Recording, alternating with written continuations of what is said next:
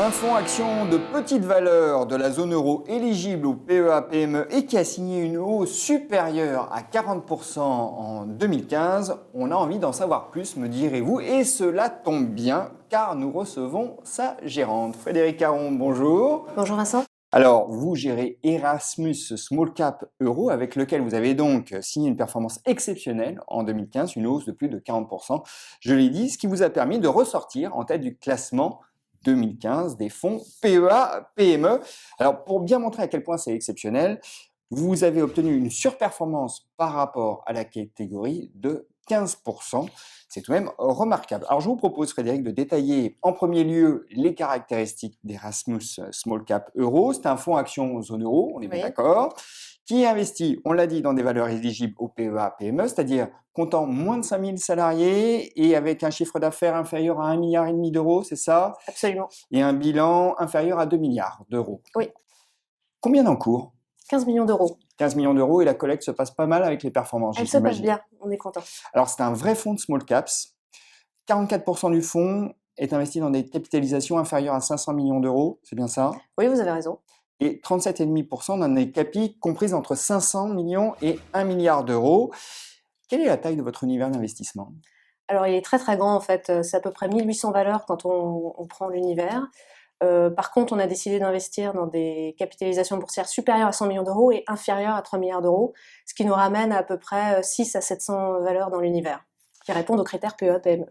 Alors, il s'agit d'un vrai fonds de conviction, parce que cet univers est assez large finalement, Oui, 6 ou 700 valeurs, mais votre portefeuille comprend entre 30 et 35 entreprises seulement, c'est bien oui, ça? oui, absolument. Forte conviction. Forte conviction, mais alors, du coup, est-ce que c'est suffisant, 30-35 valeurs, en termes de diversification? A priori, il y a beaucoup de gens qui ont écrit à ce sujet, qui sont très compétents. À partir de 20 valeurs, ça commence à offrir la diversification nécessaire pour un portefeuille. Est-ce qu'il existe de grands écarts de pondération entre les lignes?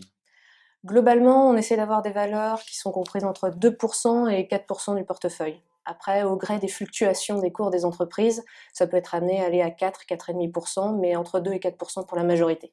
Donc ça veut dire que les principales positions représentent finalement une faible concentration du portefeuille. Oui, on peut dire ça comme ça. Alors certains, je vous pose la question parce que certains gérants soutiennent qu'en fait, pour battre les indices, il faut éviter d'avoir des fonds qui soient quasiment équipondérés. Ce que vous êtes un petit peu. En tout cas, les pondérations sont comprises dans des fourchettes assez réduites. Oui. Or, vous avez des performances. C'est vrai qu'il y a plusieurs méthodes, à mon avis, pour faire de la performance. La méthode équipondérée et fonds de conviction a l'air de plutôt bien marcher, puisque dans toute la gamme, on a eu des performances plutôt réjouissantes, et pour Small Cap Euro en particulier. Alors, Erasmus Gestion, votre société de gestion, Oui. prétend avoir une gestion humaniste et non agressive. Est-ce que ça signifie que votre gestion est avant tout une gestion de long terme? Une gestion de long terme, c'est vrai, mais on peut changer d'avis aussi à un moment donné sur une société. Ça veut dire surtout qu'on suit de très très près les valeurs dans lesquelles on investit. On essaie de rencontrer les managements très régulièrement, tous les trimestres par téléphone ou bien lors des réunions qui sont organisées sur la place. Et ça, c'est quelque chose de très important. La durée moyenne de détention des titres? Ça dépend. Il y en a qui sont dans le portefeuille une grosse majorité depuis le début. On a un taux de rotation qui est plutôt faible. Et quand on a une conviction, on la garde. Il y a pas mal de valeurs. Taux de rotation faible, c'est-à-dire qu'il À peu avoisine? près 37%, entre 35 et 40%. Est-ce que vous avez un style de gestion particulier? Est-ce que vous vous revendiquez d'une chapelle? Non, pas de chapelle. Par contre, on a un processus de gestion qui est bien déterminé, qui est un processus top-down. Donc ça veut dire qu'on fait une analyse de la macroéconomie. La deuxième étape, c'est l'analyse du cycle boursier pour savoir comment sont les actions par rapport aux autres actifs. Et on termine par une sélection de thèmes d'investissement au sein desquels on fait de la sélection de valeurs et du stock picking. Alors votre stock picking, il repose sur des critères quantitatifs, une fois que vous avez défini les thématiques dans lesquelles investir? Quantitatif, une fois les thématiques définies, oui, mais pas que. Les rencontres avec les managements sont très importantes. On aime bien typiquement avoir des plans moyen terme donnés par les managements, et après c'est quelque chose qu'on suit régulièrement. Sinon, on regarde assez la valorisation en regardant l'historique ou bien en comparant aux autres concurrents. Alors, vous dites que rencontrer les dirigeants, c'est capital, Oui. très bien, mais comment fait-on le tri? Parce que les dirigeants sont des communicants aujourd'hui, donc ils font beaucoup de com. Et justement, comment fait-on le tri entre ce qui relève de la pure communication et la véritable information? L'avantage de la rencontrer régulièrement tous les trimestres, c'est qu'au bout d'un moment, on arrive à distinguer ceux qui sont peut-être un peu optimistes, ceux qui sont un peu plus pessimistes, et on arrive à retraiter sans doute un petit peu les propos quand on les entend. Alors, les investisseurs particuliers ont parfois des a priori à l'égard des petites valeurs. Qu'est-ce que vous diriez justement à un épargnant qui hésiterait, regimberait un petit peu à investir dans votre fonds parce qu'il se dirait qu'il est composé de petites valeurs et qu'elles sont moins sûres, plus dangereuses que les grandes capitalisations? Alors disons qu'il y a d'autres arguments pour les petites valeurs qui viennent contrebalancer ce que vous dites, à savoir que la performance sur le long terme, les petites valeurs surperforment les grandes valeurs.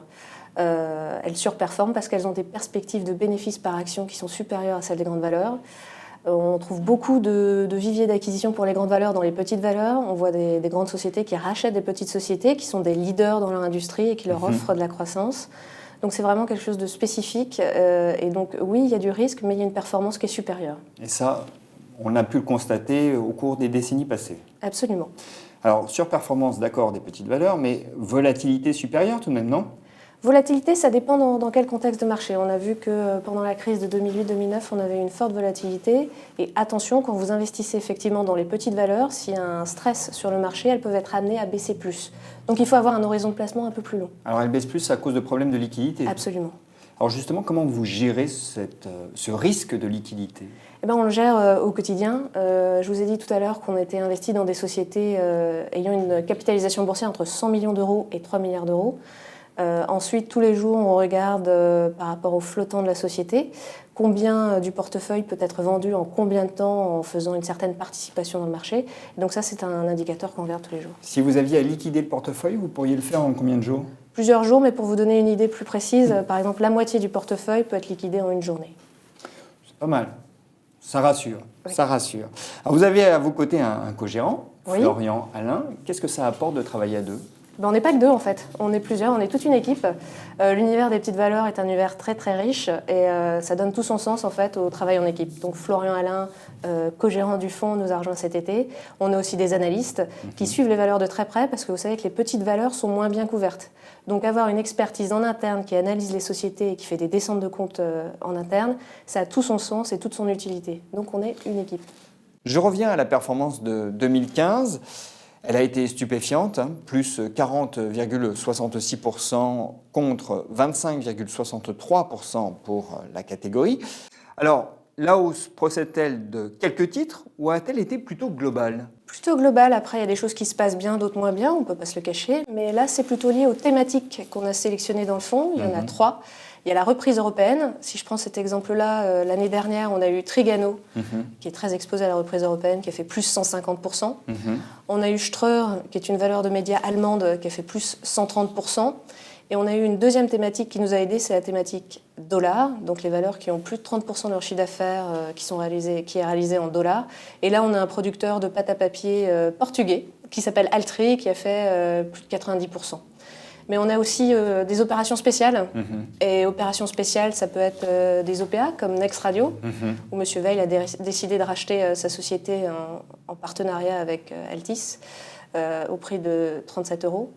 Mais on a aussi beaucoup de sociétés qui font des opérations de croissance externe. Et ça, ce sont aussi des opérations spéciales.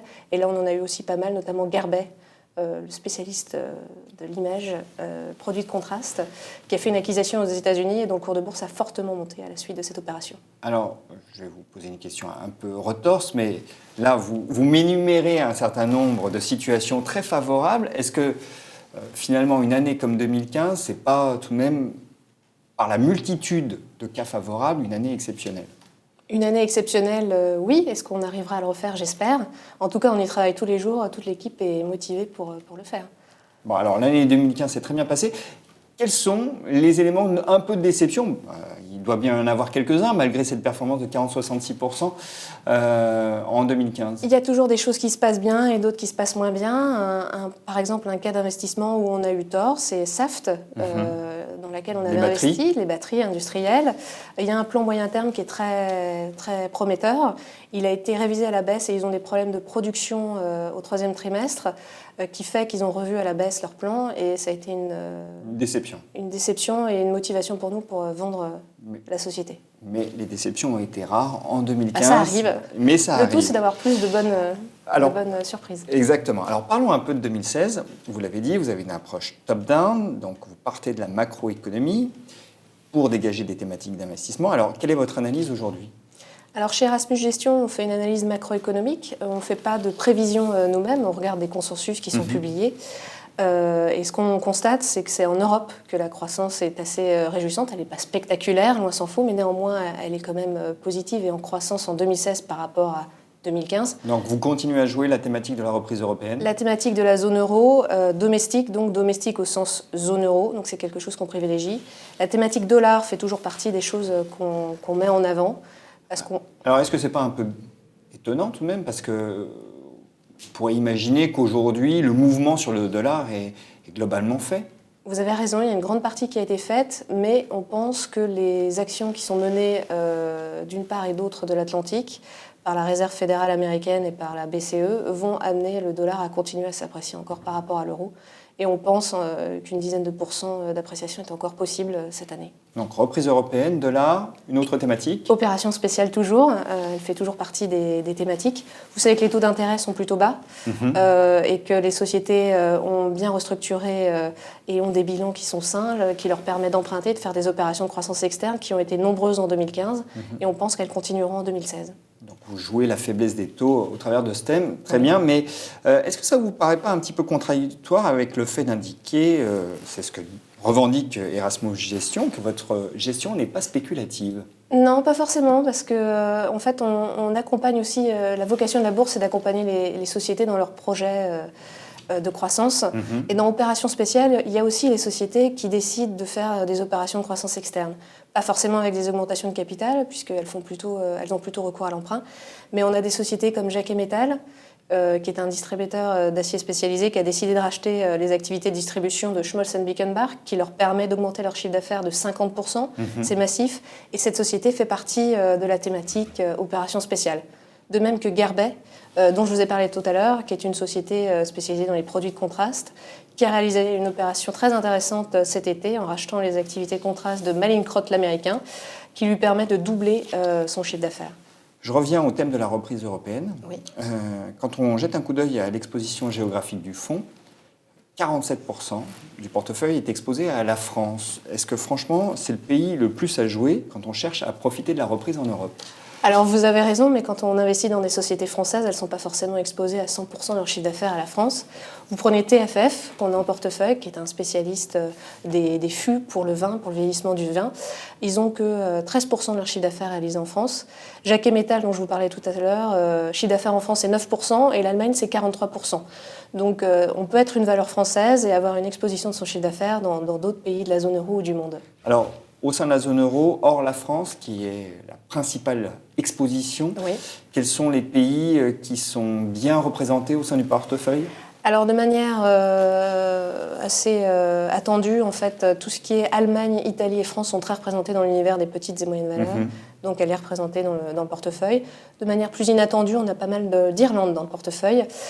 Pourquoi l'Irlande, me direz-vous ? L'Irlande, c'est 6,3% de croissance pour 2015 prévu, 4% pour 2016, ce qui est plutôt réjouissant. Donc on a décidé d'investir dans certaines sociétés. Et je pense notamment à une petite valeur qui s'appelle Apple Green, qui s'est introduite en bourse en juin 2015 et qui, elle, gère les stations-service en Irlande. Donc elle est vraiment exposée au cycle économique irlandais. Ils sont en train d'ouvrir de nouvelles stations et donc l'enjeu pour eux, c'est d'avoir le prix le plus bas en essence pour attirer le consommateur et ensuite de vendre tout un tas de produits alimentaires et de vous faire manger dans leurs stations-service là où ils se font beaucoup plus de marge et ils ont une capacité à générer du cash qui est assez phénoménale. Donc la déflation des cours pétroliers les sert plutôt. Disons que ça ne leur sert pas plutôt, mais ils compensent par les ventes de café, par exemple, où ils se font des marges plutôt attractives et où les consommateurs reviennent pour consommer du café, ce qui est une bonne nouvelle. Est-ce que vous avez des biais sectoriels dans le portefeuille ? Des biais sectoriels, par exemple, en ce moment, on n'a pas du tout de pétrole. De valeurs exposées au pétrole, parce qu'on pense que le prix du baril risque de rester durablement bas. On a des réticences à investir dans les valeurs liées aux décisions gouvernementales, donc tout ce qui est utilities, services publics. Et on a un autre biais, à savoir qu'on n'a pas du tout de biotech, parce qu'on n'a pas la prétention, en tout cas nous on ne comprend pas très bien les business models, et c'est quand même important de les comprendre. Oui. On n'a pas une expertise spécifique par rapport à ça. Comme il n'y a pas de chiffres pour pouvoir se faire une idée des sociétés, c'est très compliqué pour investir dans ces valeurs. Il faut investir dans ce qu'on comprend. On ne comprend pas, on ne touche pas. C'est un axiome boursier qui est valide, on le sait. Quels sont les principaux risques que vous entrevoyez pour les petites valeurs en 2016 ? Petites valeurs spécifiquement, il n'y a pas vraiment de risque identifié. Par contre, sur les marchés actions, il y en a. Et on les a vus depuis le début de l'année où les marchés sont quand même très volatiles et baissiers. Il y a les risques géopolitiques qu'on peut difficilement prévoir. Le risque sur la Chine, s'il se matérialise.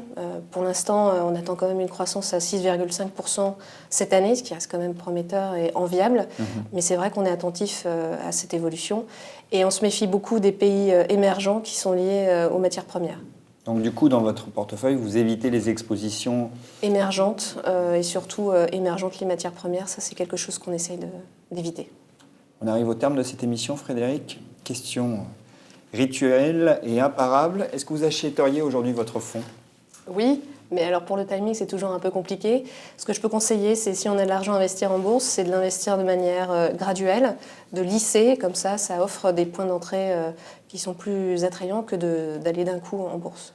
Frédéric, merci. Merci.